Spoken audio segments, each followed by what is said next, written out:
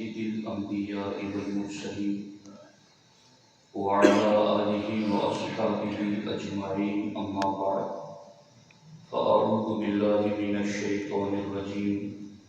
بسم الله الرحمن الرحيم. إن أكرمكم عند الله أتقاكم إن الله عليم خبير. صدق الله العلي العظيم وصدق رسوله النبي الكريم. انتہائی احترام و عقیدت کے ساتھ حضور سید المرسلین، خاتم الانبیاء، شفیع المذنبین، رحمت للعالمین، خاتم المعصومین، راحت العاشقین، صلی اللہ تعالی علیہ وآلہ واصحابہ وبارک وسلم کی بارگاہ میں اپنی غلامی کا ثبوت دیں، اور جس طریقے سے میں پڑھا ہوں میرے ساتھ مل کر حضور دل کے ساتھ نذرانے محبت پیش کریں. الصلاۃ والسلام علیک یا رسول اللہ، الصلاۃ والسلام علیک یا حبیب اللہ، الصلاۃ والسلام علیک یا نبی اللہ، وعلی آلک واصحابک یا نور اللہ، صلی اللہ تعالی علیہ وسلم. مرتبہ حضرت صدیق کا ہے یہ سید، وہ ہر فضیلت کے ہیں جامع نبوت کے سوا. دوستان محترم، میرے اور آپ کے لیے خوش نصیبی کی بات ہے کہ اللہ جل مجدہ الکریم نے ہمیں افضل البشر بعد الانبیاء، خلیفہ اول حضرت ابو بکر صدیق رضی اللہ تعالی عنہ کی یاد میں بیٹھنے کی سعادت بخشی. اللہ جل مجدہ الکریم ان کے فیوض و برکات سے ہم سبوں کو مالا مال فرمائے. باتیں بہت اہم ہیں اور ضروری بھی ہیں، اس وجہ سے میں نے کتابوں کے حوالہ جات بھی آپ کے سامنے پیش کرنے کے لیے اصل ماخذ کی کتابیں سامنے رکھی ہیں. سب سے پہلے ہم سرکار مخدوم پاک رضی اللہ تعالی عنہ کا فرمان سنتے ہیں. قدوۃ السالکین، غوث العالم میر سید اشرف جہانگیر سمنانی رضی اللہ تعالی عنہ ارشاد فرماتے ہیں، عقیدہ اہل سنت پر یقین رکھنا اور جو کچھ وعدہ و وعید کلام عظیم و احادیث میں ہیں ان کو اپنا نصب العین بنانا شریعت کی پہلی بنیاد ہے. اگر ان میں سے ایک عقیدے کا منکر ہوا تو اس کی عبادت بیکار جائے گی. اس کو پھر سے سن لیجیے دھیان سے، توجہ سے. ہم پوری زندگی نماز، روزہ، حج، زکوٰۃ، اذکار، تسبیح و تلاوت اور دیگر نیک اعمال کرتے ہیں کہ وہ مقبول ہوں اور اس کے بدل ہمیں اجر و ثواب ملے، اللہ کی رضا ملے، جنت ملے، سرکار کی خوشنودی ملے. اعمال کے پیچھے ہمارا یہ مقصود ہوتا ہے. مگر مخدوم پاک کیا فرماتے ہیں کہ اگر عقیدہ اہل سنت پر یقین نہیں رکھا اور ایک عقیدے کا بھی منکر ہو گیا تو اس کی ساری عبادت بیکار ہو جائے گی.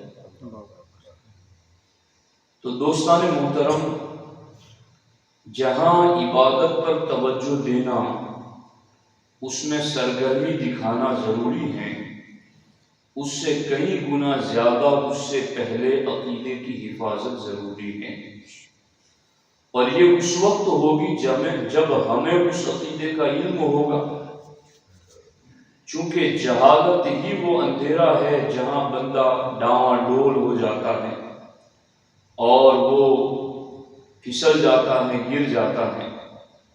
اس لیے ہم نے ارشاد مخدومی کی روشنی میں آج کا یہ علمی دسترخوان اس حوالے سے سجایا ہے کہ آپ کے سامنے ایک وقت، حالت اور تقاضے کے مطابق ضروری مسئلے پر گفتگو کریں۔ تو سب سے پہلی بات آپ یہ یاد رکھ لیں کہ ایک ہے کسی مسئلے کا باب الفضائل سے ہونا، اور ایک ہے کسی مسئلے کا باب العقائد سے ہونا۔ ان دونوں میں بہت فرق ہے۔ امام اہل سنت کے الفاظ میں زمین و آسمان کا فرق ہے۔ باب الفضائل سے ہونے کا کیا مطلب ہے؟ کسی چیز کے، کسی عمل کے، کسی مسئلے کے باب الفضائل سے ہونے کا مطلب یہ ہے کہ محض فضل و شرف اور زیادہ اجر و ثواب حاصل کرنے کے لیے وہ عمل مستحب اور مندوب رکھا گیا۔ مثال کے طور پر نماز تہجد، نماز اشراق، نماز چاشت، اوابین کی نماز، صلاۃ الحاجت، یہ جتنی بھی عبادتیں گنوائی میں نے نماز کے حوالے سے، ان سب کا تعلق باب الفضائل سے ہے۔ اس کا مطلب یہ ہے کہ اگر آپ باب الفضائل والے اعمال پر عمل کریں گے تو اجر زیادہ ملے گا، ثواب زیادہ ملے گا، لیکن اگر کسی نے ان میں سے کسی عمل کو جان بوجھ کر بھی چھوڑ دیا تو وہ گنہگار نہیں ہے، وہ عتاب اور عذاب کا مستحق اور حقدار نہیں ہے۔ اگر کسی نے تہجد چھوڑ دی، اوابین چھوڑ دی، کسی نے چاشت اشراق چھوڑ دی، صلاۃ الحاجت چھوڑ دی، تو وہ گنہگار نہیں ہوگا۔ ہاں اگر ادا کرے گا تو اجر و ثواب زیادہ پائے گا، کیونکہ یہ بات باب الفضائل سے ہے، اس لیے اس میں کرنے نہ کرنے کا اختیار دیا گیا۔ لیکن اسی کے بالمقابل ایک عمل، مسئلہ باب العقائد سے ہوتا ہے، اور باب العقائد سے ہونے کا کیا مطلب؟ باب العقائد سے ہونے کا مطلب ہے ضروریات دین یا ضروریات اہل سنت۔ ضروریات دین اور ضروریات اہل سنت باب العقائد سے ریلیٹڈ وہ مسائل ہیں کہ جن میں ہمیں اختیار نہیں دیا گیا کہ تم چاہے تو مانو چاہے تو نہ مانو، اور چاہے تو عمل کرو چاہے تو عمل نہ کرو۔ نہیں، باب العقائد میں دو چیزیں ہیں، یاد رکھنا کچھ آپ کی بھی ذمہ داری ہے۔ باب العقائد میں دو چیزیں ہیں، ضروریات دین اور ضروریات اہل سنت۔ اور باب العقائد میں جو دو باتیں ہیں، ضروریات دین اور ضروریات اہل سنت، اس میں ماننے نہ ماننے کا اختیار نہیں دیا گیا، بلکہ اس میں اس بات کا پابند کیا گیا کہ اسے تم نے ماننا ہی ہے اگر صحیح العقیدہ بن کے رہنا ہے۔ تو باب العقائد میں یہ جو دو باتیں ہیں، ان میں سے ایک کا انکار کفر ہے اور ایک کا انکار گمراہیت ہے۔ ضروریات دین کا انکار کفر ہے اور ضروریات اہل سنت کا انکار یہ گمراہیت ہے۔ اب میں یہاں پہنچ کر کے آپ کو ایک مسئلہ سمجھانا چاہتا ہوں۔ حضرت ابو بکر صدیق رضی اللہ تعالی عنہ انبیاء اور رسول کے بعد اگلی امتوں میں بھی، اس امت میں بھی، آسمان والوں میں بھی، زمین والوں میں بھی سب سے افضل ہے۔ یہ عقیدہ، یہ مسئلہ باب الفضائل سے نہیں ہے، یہ باب العقائد سے ہے۔ سمجھ آ رہی ہے کہ نہیں آ رہی؟ اور اس مسئلے کو سب سے زیادہ تاکید کے ساتھ زور دے کر ہر مجمع میں جس ذات نے بیان کیا ہے اس ذات کا نام حضرت مولا علی رضی اللہ تعالیٰ عنہ، کہ حضرت مولا علی رضی اللہ تعالیٰ عنہ نے اس مسئلے کو اپنے دور خلافت میں سب سے زیادہ لوگوں کے سامنے ذکر فرمایا۔ اور اس چیز کو میں امام اہل سنت امام محمد رضا مودودی سے بریلوی علیہ الرحمہ کی کتاب فتح رضویہ شریف کے حوالے کی روشنی میں آپ کے سامنے پیش کرنا چاہتا ہوں کہ اس مسئلہ افضلیت کو سب سے زیادہ تاکید کے ساتھ حضرت مولا علی رضی اللہ تعالی عنہ نے کس طریقے سے بیان کیا ہے۔ دیکھیے، یہ ہے فتح رضویہ شریف کی 29ویں جلد، اور 29ویں جلد کا صفحہ نمبر 367۔ اس پر امام اہل سنت فرماتے ہیں کہ خود حضرت مولا علی کرم اللہ تعالی وجہہ نے بار بار اپنی کرسی مملکت و سطوت خلافت میں افضلیت مطلقہ شیخین کی تصریح فرمائی۔ یعنی جب کہ مولا علی خود خلیفۃ المسلمین تھے، جب ابو بکر و عمر عثمان وصال فرما چکے، اس دور میں سب سے زیادہ اپنے دور خلافت میں حضرت مولا علی نے جس مسئلے کو ڈسکس کیا اور لوگوں کے سامنے بیان کیا ہے وہ حضرت ابو بکر و عمر کے امت میں سب سے افضل ہونے کے مسئلے کو ڈسکس کیا ہے۔ تو اس مسئلے کو تاکید کے ساتھ بیان کرنا یہ سنت مرتضوی ہے، یہ مولا علی کی سنت ہے۔ اور میں آگے آپ کے سامنے یہ باتیں عرض کروں گا۔ سرکار اعلیٰ حضرت فرماتے ہیں کہ صاف صاف واشگاف الفاظ میں بیان فرمایا حضرت مولا علی نے کہ یہ دونوں حضرات ابو بکر و عمر علل اطلاق بلا قید جہت و حیثیت تمام صحابہ کرام سے افضل ہے۔ اور یہ ارشاد جو مولا علی کا یہ ارشاد کہ ابو بکر و عمر بغیر کسی قید اور جہت کے، یعنی قید اور جہت کا کیا مطلب کہ کسی ایک صحابی کے بارے میں یہ کہا جائے کہ جیسے قرآن میں نام کسی صحابی کا ہو، اس حیثیت سے حضرت زید افضل ہے کہ نام قرآن میں حضرت زید ہی کا ہے، کسی اور کا نہیں۔ اسی طریقے سے اور بھی حضرت خزیمہ کے بارے میں کہ ان کی ایک کی گواہی دو کے برابر تھی، تو گواہی دینے میں حضرت خزیمہ افضل ہے۔ اس طریقے سے کسی بھی صحابی کے حوالے سے یہ کہا جا سکتا ہے کہ اس وصف میں یہ افضل ہے، اس خوبی میں یہ افضل ہے، مگر بغیر کسی پوائنٹ کو نوٹ کیے، بغیر کسی جہت اور حیثیت کے مطلق اگر یہ کہا جائے کہ سب میں افضل ہے امت میں تو وہ صرف ابو بکر صدیق ہیں۔ یہ بات مولا علی نے بیان کی۔ اب آپ دیکھیے اس پر، اور یہ ارشاد حضرت مولا علی سے بتواتر ثابت ہوا۔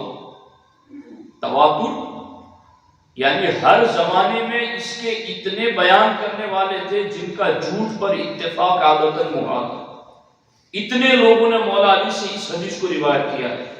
اعلیٰ حضرت فرماتے ہیں 80 سے زیادہ صحابہ اور تابعین نے اسے روایت کیا ہے۔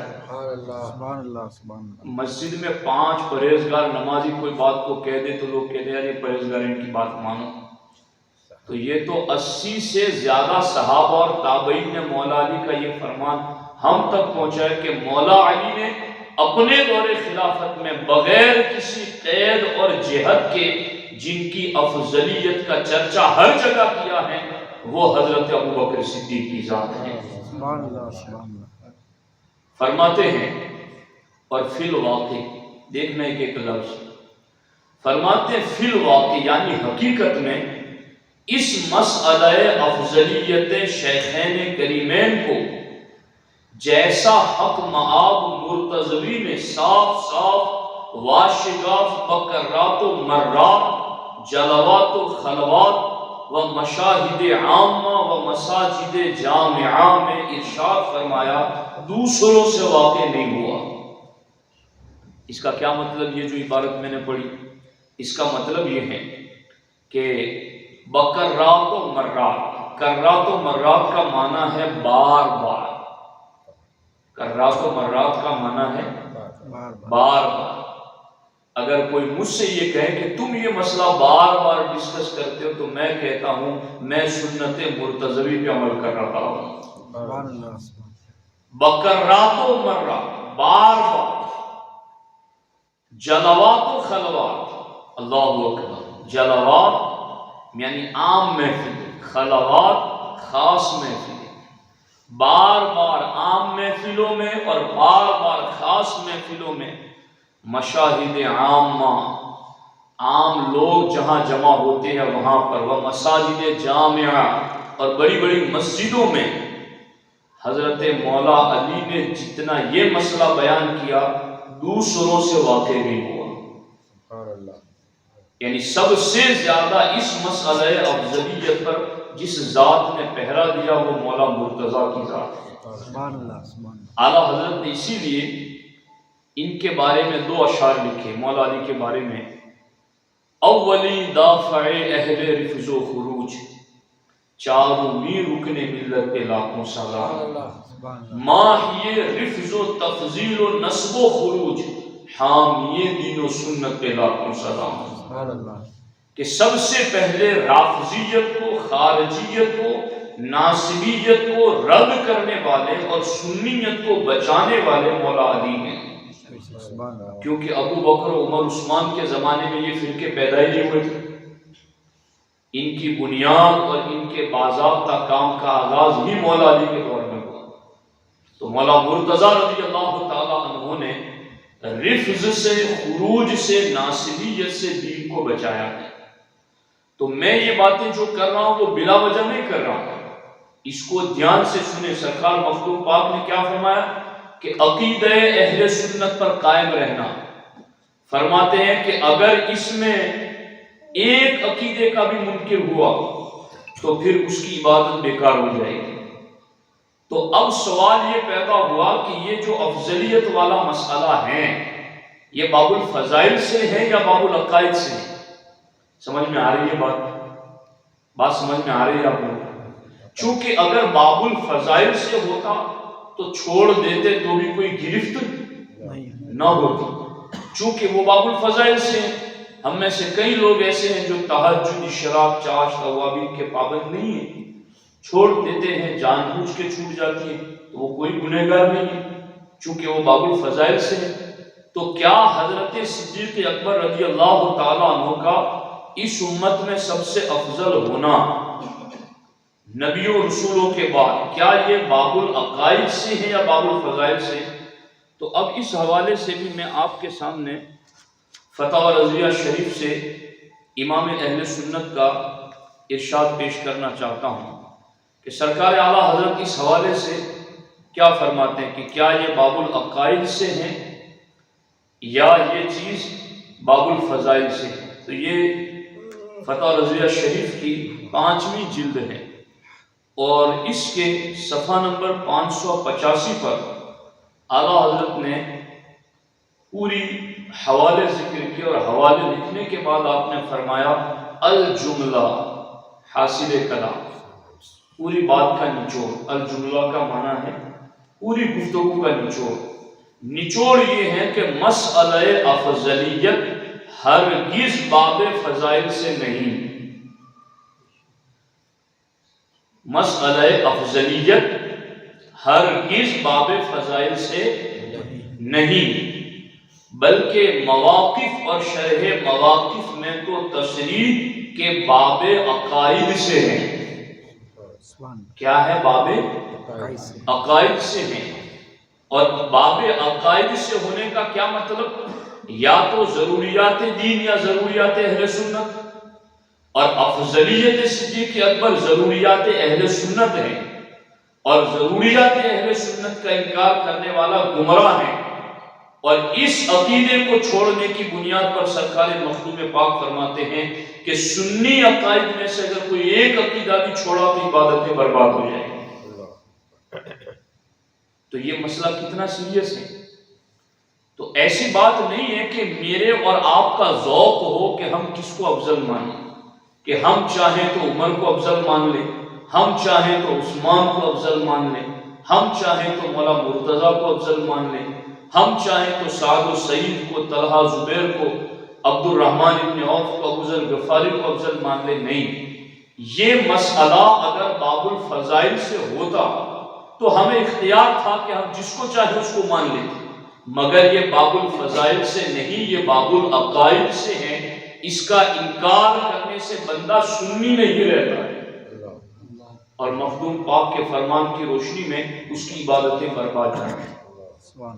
اب یہاں پر کئی لوگوں کا معاملہ یوں بھی ہے کہ وہ یہ کہتے ہیں نہیں، ہم تو چاروں خلفائے راشدین کو برابر مانتے ہیں، ہم کسی کو ایک دوسرے سے افضل نہیں مانتے۔ ہوتا ہے نا، کئی لوگ ایسے ہوتے ہیں۔ اور یہ چیز بھی میں آپ کو بتا دوں کہ یہ بھی رافضیوں نے ہمارے اندر یہ چیز پھیلائی ہے، معاذ اللہ، جو کہ خود مولا علی کے عقیدے کے خلاف، میں نے فتح رضیہ شریف سے پڑھ کے سنا ہے کہ اس عقیدے کو سب سے زیادہ مولا علی نے ہی بیان کیا ہے۔ مگر ہوتا کیا ہے قوالیوں میں؟ دمادم مست قلندر، علی کا پہلا نمبر۔ خود مولا علی زندگی بھر یہ بیان کرتے رہے کہ صدیق کا پہلا نمبر، مگر اب یہ قوالیاں ہیں۔ اور قوالی، پتہ نہیں مجھے لوگوں پر افسوس ہوتا ہے کہ لوگوں نے قوالیوں کو قرآن مان لیا ہے۔ قرآن تو کہتا ہے ان اکرمکم عند اللہ اتقاکم، کہ اللہ کی بارگاہ میں تم میں سب سے زیادہ افضل وہ ہے جو اتقا ہے۔ اور دوسری جگہ قرآن نے کہا وَسَيُجَنَّبُهَا الْأَتْقَى، ابو بکر اتقا ہے۔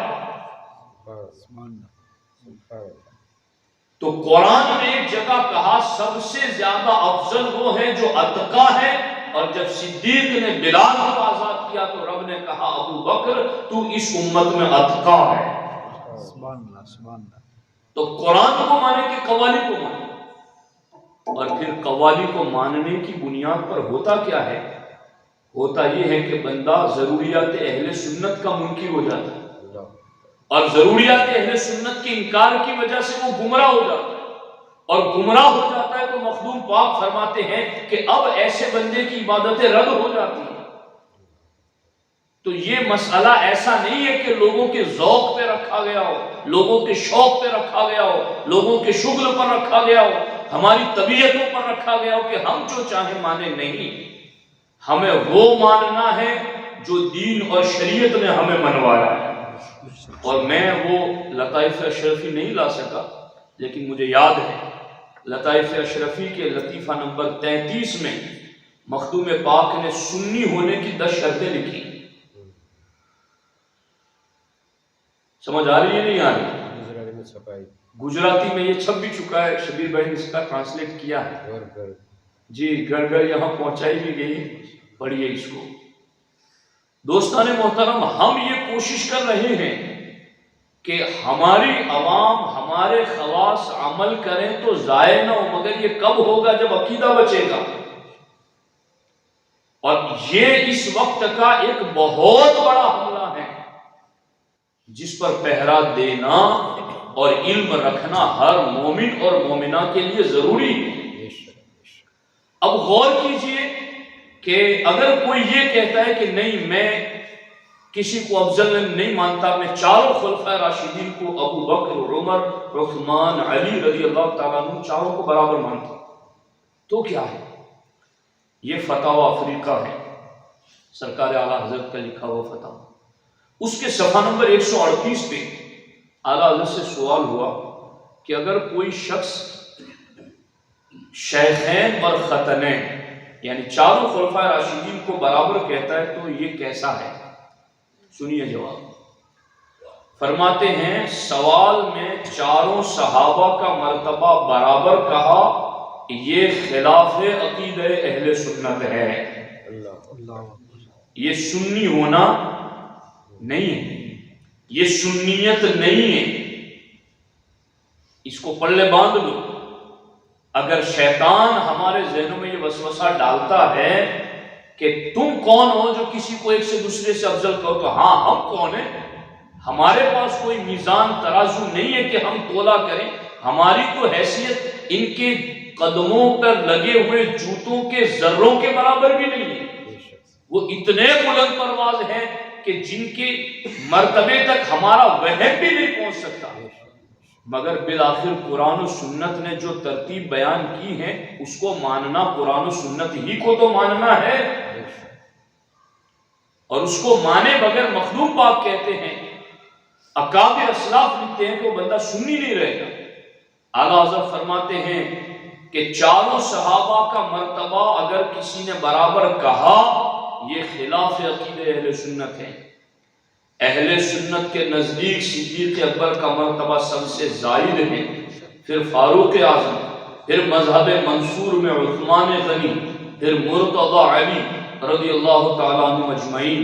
جو چاروں کو مقام و مرتبہ میں برابر جانے وہ بھی سنی نہیں،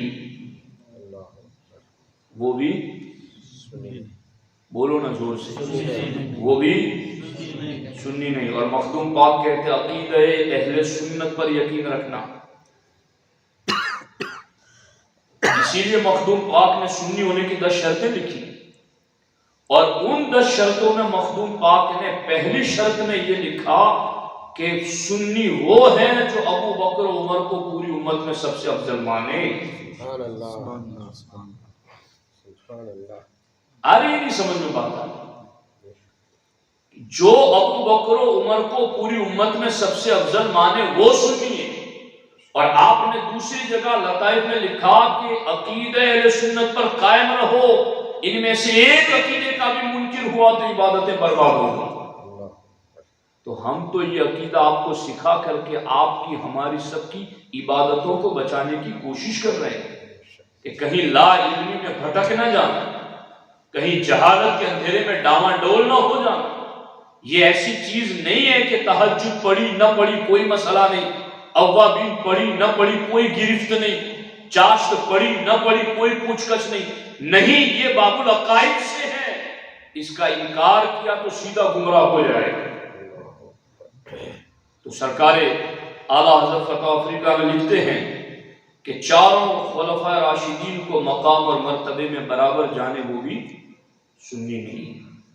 تو اب یہ بات سمجھ میں آپ کو آ جانی چاہیے کہ یہ بہت اہم ترین مسئلہ ہے۔ اب اس سلسلے میں میں آپ کے سامنے بخاری شریف کی 3 شروحات سے یہ دلائل پیش کرنا چاہتا ہوں، چونکہ ہم میں سے ہر شخص اس بات کو جانتا ہے کہ ہم اہل سنت و جماعت کے نزدیک قرآن مجید کے بعد سب سے صحیح ترین کتاب بخاری شریف ہے۔ صحیح؟ اور بخاری شریف کی یہ 3 شروحات ہیں، اور تینوں مستند اور معتمد، اور ان تینوں شروحات سے میں آپ کے سامنے احادیث اور اس کی تشریح پڑھنے کی سعادت حاصل کر رہا ہوں۔ یہ دیکھیے فتح الباری، اور فتح الباری شریف کی 11ویں جلد ہے، اور اس میں یہ چیپٹر ہی باندھا گیا ہے کہ ان فضل ابی بکر کان ثابتا فی حیاتہ، ابو بکر صدیق کو صحابہ نے مل کے افضل نہیں بنایا، ابو بکر صدیق حضور کی حیات ظاہری ہی میں سارے صحابہ میں سب سے افضل تھے۔ یہ چیپٹر، اور پھر اس چیپٹر کے اندر حدیثیں آئی، اور ان حدیثوں میں سے میں چند حدیثیں آپ کے سامنے پڑھتا ہوں۔ حضرت عبداللہ ابن عمر رضی اللہ تعالی عنہما سے روایت فرماتے ہیں کننا نخیر بین الناس فی زمان النبی صلی اللہ علیہ وسلم فنخیر ابا بکر ثم عمر بن الخطاب ثم عثمان بن عفان۔ شبیر پٹیل صاحب نے تقریباً گزشتہ سال اس سے پہلے ایک حدیث مجھ سے کہا تھا کہ یہ حدیث ان کے علم میں تھی لیکن مل نہیں رہی تھی۔ انہوں نے مجھے کہا تھا کہ آپ وہ حدیث تلاش کرو، مجھے مل نہ سکی لیکن آج مجھے وہ مل گئی، تو الحمدللہ آج میں وہ پڑھنے کی سعادت حاصل کروں گا ابھی بعد میں۔ تو حضرت عبداللہ ابن عمر کہتے ہیں کہ کننا نخیر بین الناس فی زمان النبی صلی اللہ علیہ وسلم، کہ نبی کی حیات ظاہری میں اگر ہم سارے صحابہ میں اگر افضل کسی کو کہتے تو پھر کس کو کہتے؟ فنخیر ابا بکر، تو ہم کہتے کہ سب سے افضل ابو بکر صدیق ہیں، ثم عمر بن الخطاب ثم عثمان بن عفان، پھر حضرت عمر بن خطاب، پھر حضرت عثمان غنی۔ دوسری حدیث کننا لا نعدل بأبی بکر احدا ثم عمر ثم عثمان۔ اور یہاں پر آپ غور کیجئے گا، یہ کنتو نہیں ہے، یہ کننا ہے، یعنی جمع کا صیغہ، یعنی ایک تو ہے نا کوئی کہے کہ میں یہ کہتا ہوں، اور یہاں صحابی اگر یہ کہے کہ میں یہ کہتا ہوں تو بھی بہت بڑی بات ہے، مگر یہاں کنتو نہیں، کننا، ہم سب صحابہ یہ کہتے ہیں، سبحان اللہ، سب کننا لا نعدل بأبی بکر احدا، ہم سب یہ کہتے ہیں کہ ابو بکر کے برابر کوئی نہیں، سبحان اللہ، ثم عمر ثم عثمان، پھر عمر پھر عثمان۔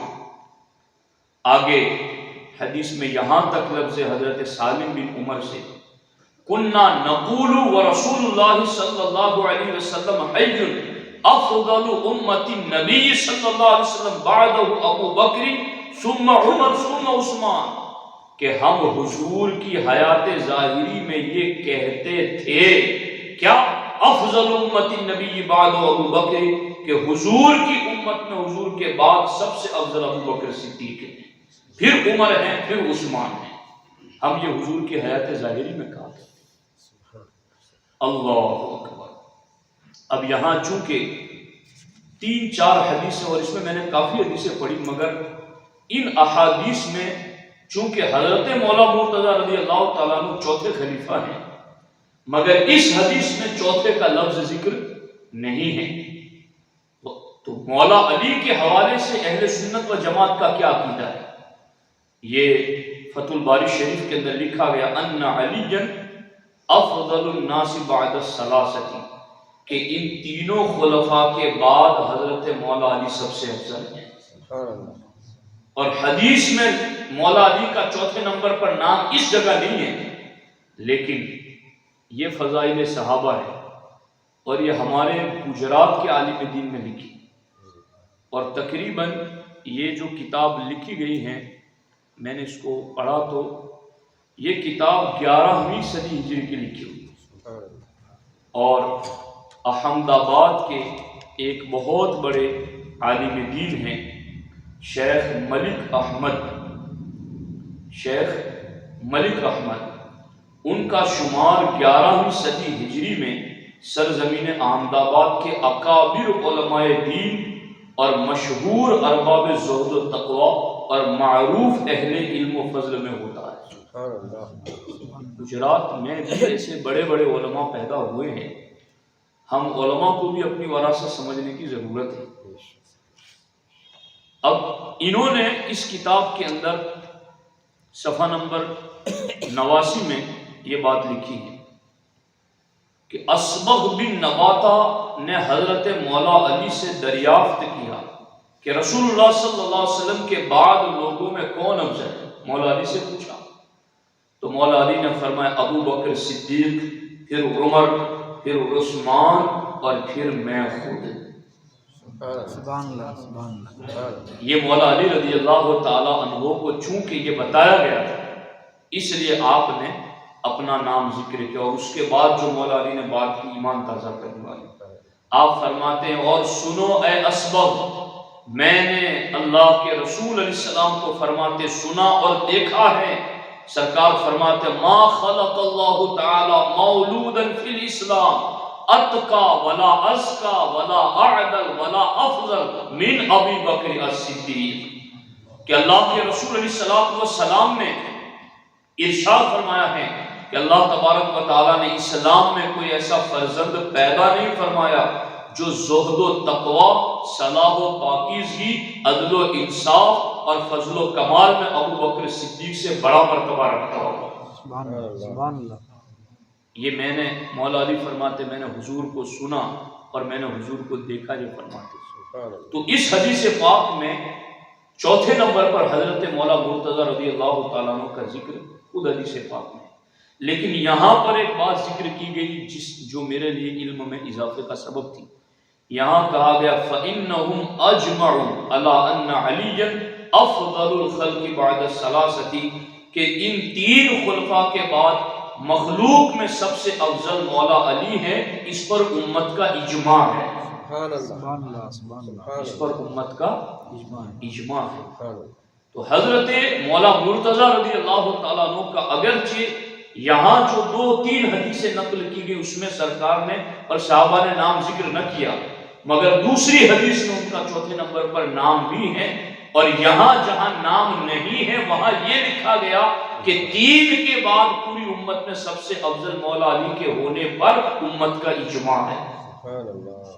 تو دوستان محترم آپ دیکھیں کہ یہاں حضرت مولا مرتضی رضی اللہ تعالیٰ عنہ کی افضلیت کے حوالے سے یہ بات ذکر کی گئی.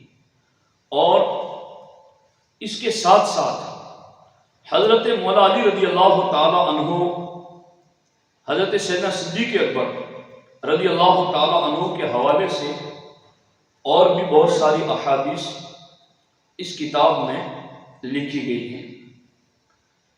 دیکھیے حضرت جبیر بن مطعم سے روایت ہے اتت امرأۃ النبی صلی اللہ علیہ وسلم فامرها ان ترجع الیہ. سرکار کی بارگاہ میں ایک عورت آئی اور اس نے اپنا کوئی معاملہ پیش کیا کہ حضور اس کے بارے میں آپ فرمائیں. تو ہمارے آقا علیہ السلام نے فرمایا کہ تم ابھی واپس پلٹ جاؤ بعد میں آؤ. قالت تو اس عورت نے کہا ارأیت ان جئت ولم اجدک. حضور آپ مجھے اس بات کے بارے میں بتائیں کہ اگر میں آئی واپس اور آپ کو نہ پایا تو کأنہا تقول الموت. اور اس کی نیت یہ تھی کہ اگر آپ کے پردہ فرما جانے کے بعد میں آئی تو پھر میرا فیصلہ کون کرے گا، میری بات کون سنے گا. تو ہمارے آقا علیہ السلام نے فرمایا ان لم تجدینی فأتی ابا بکر. اگر تم واپس آؤ اور مجھے نہ پاؤ تو ابو بکر صدیق کے پاس چلی جانا. سبحان اللہ. سبحان اللہ. یہ حدیث لکھنے کے بعد یہ ارشاد الساری ہے اور اس کی جلد نمبر 8 ہے. اس میں لکھا گیا فیہ الاشارۃ الی ان ابا بکر هو الخلیفۃ بعد النبی صلی اللہ علیہ وسلم کہ حضور نے اپنے اس فرمان کے ذریعہ امت کو اشارہ دے دیا کہ نبی کے بعد پہلے خلیفہ ابو بکر صدیق بنے. سبحان اللہ. دوستان محترم اس طرح سے دوسری حدیث ہے جو طبرانی میں بھی ہے کہ چند لوگ حضور علیہ السلام کی خدمت میں حاضر آئے اور انہوں نے کہا قلنا یا رسول اللہ صلی اللہ علیہ وسلم الی من ندفع صدقات اموالنا بعدک. اے اللہ کے رسول صلی اللہ علیہ وسلم آپ کے بعد ہم اپنے مالوں کی جو زکوٰۃ ہے وہ کسے دیں گے؟ آپ پردہ فرما جائیں گے تو آپ کے بعد زکوٰۃ کا جو مال ہم اکٹھا کرتے ہیں آپ تک پہنچاتے ہیں، پھر آپ بیت المال کے ذریعہ غربا میں تقسیم کرتے ہیں، تو حضور آپ کے بعد وہ مال ہم کس تک پہنچائیں؟ تو ہمارے آقا علیہ السلام نے ارشاد فرمایا الی ابی بکر الصدیق کہ میرے بعد یہ مال تم ابو بکر صدیق تک پہنچانا.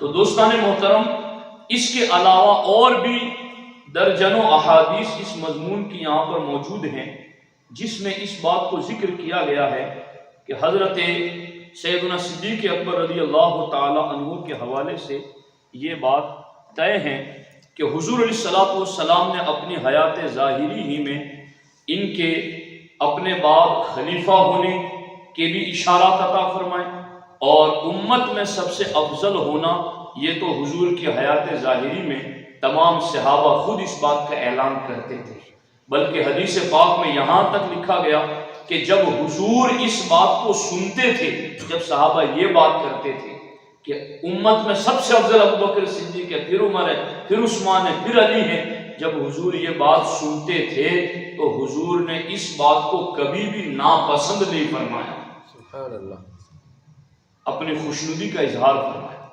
حالانکہ نبی کی شان یہ ہوتی ہے کہ جہاں کوئی غلط بات ہوتی ہے نبی فوراً ٹوکتے ہیں، مگر اللہ کے رسول صلی اللہ تعالی علیہ وسلم نے یہاں ٹوکا نہیں ہے۔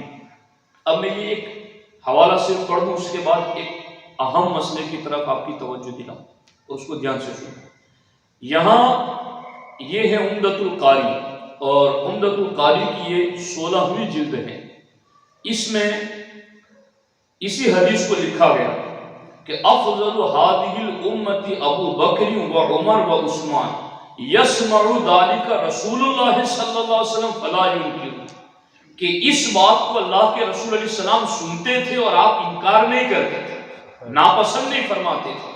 اب آگے مصنف نے فیصلہ لکھا وَعَلَى هَذَا أَهْلُ السُّنَّةِ وَالْجَمَاعَةِ، کہ یہی عقیدہ سنیوں کا بھی ہے، سبحان اللہ، کہ جو صحابہ کرام نے کہا سرکار نے پسند فرمایا، آج بھی سنی اسی عقیدے پر قائم ہے۔ سبحان اللہ۔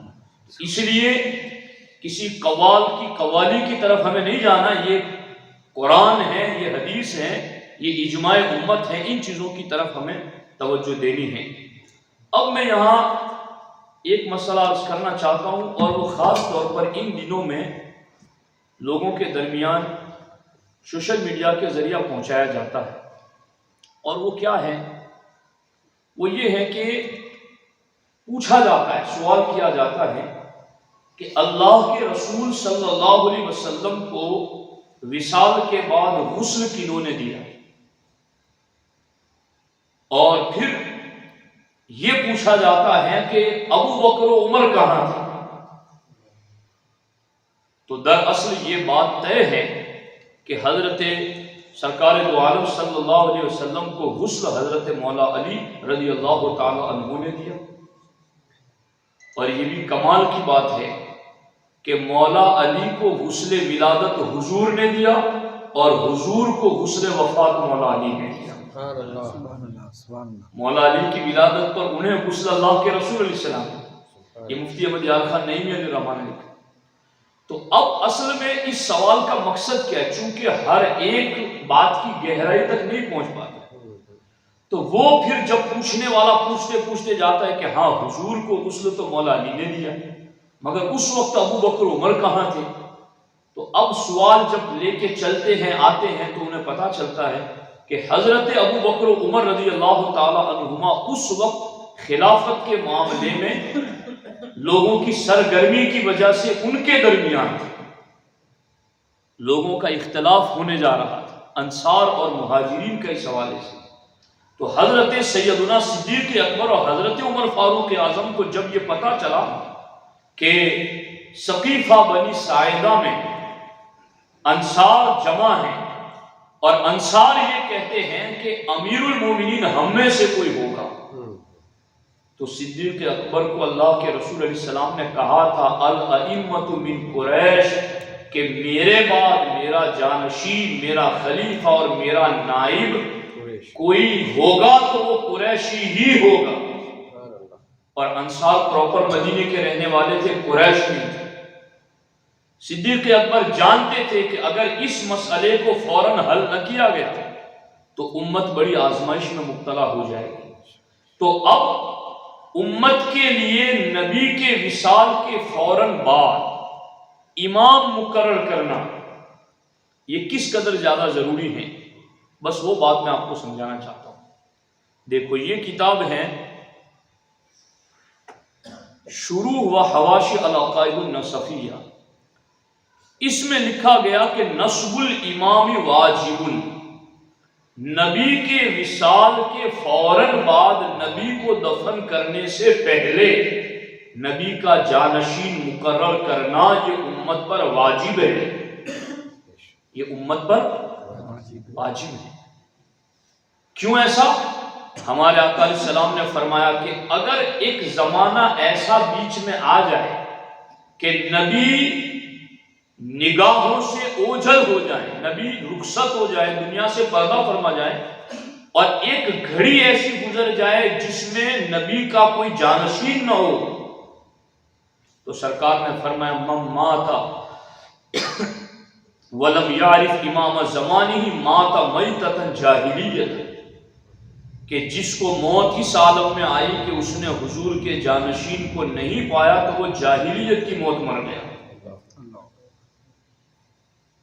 تو ایسے کئی فرامین ہیں جو اس بات پر امت کو مائل کرتے ہیں کہ نبی کے وصال کے بعد ان کو دفن کرنے سے پہلے نبی کا خلیفہ متعین کرو۔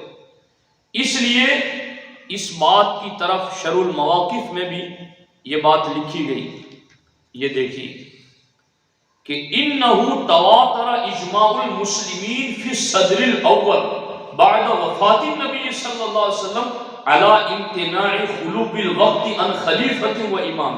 دھیان سے سننا کہ فی الصدر الاول شروع دور کے یعنی صحابہ کرام کا اجماع ہے کس بات پر؟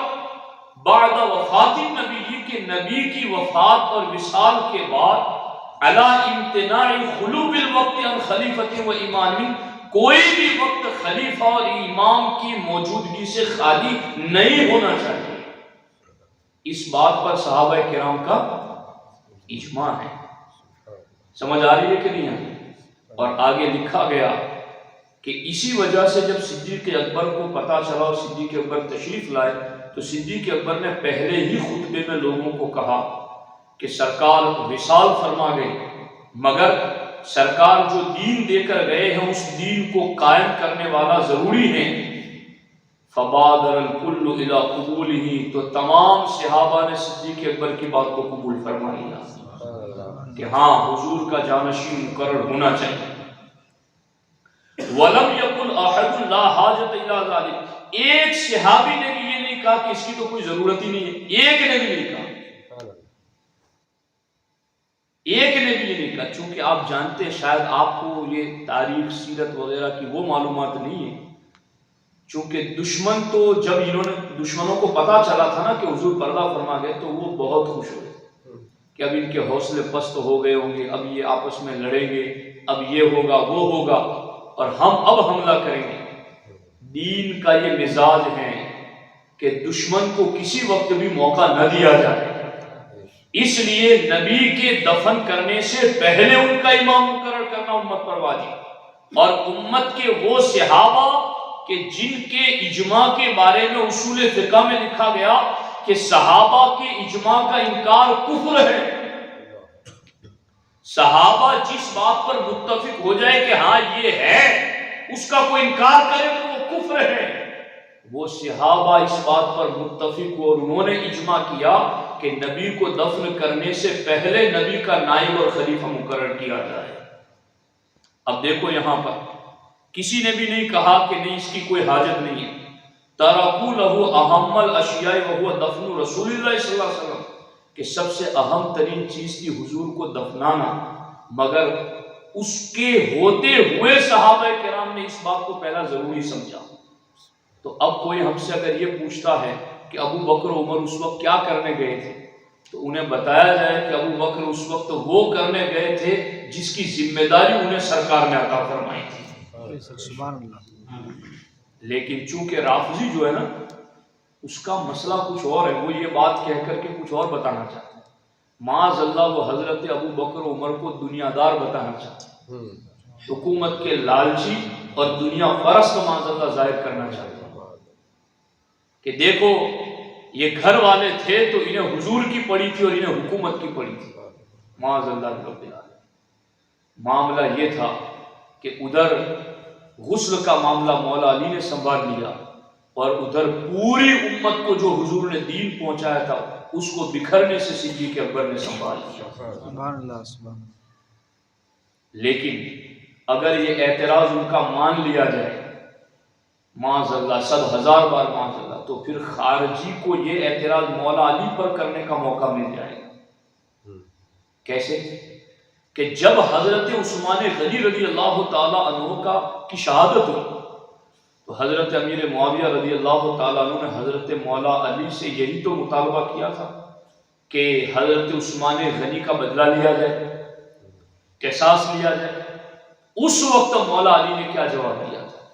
آپ تاریخ الخلفاء پڑھ لیں، مولا مرتضیٰ رضی اللہ تعالیٰ عنہ نے اس وقت وہی جواب دیا اور وہی کیا جو ان سے پہلے ابو بکر عمر نے کیا۔ حضرت مولا علی نے کہا کہ ابھی شورش اور فتنے زیادہ ہیں، پہلے حکومت کو مضبوط ہو جانے دو، جب یہ حکومت کے معاملات مضبوط ہو جائیں گے تو عثمان غنی کے ایک ایک قاتل سے بدلہ لیا جائے گا۔ سبحان اللہ۔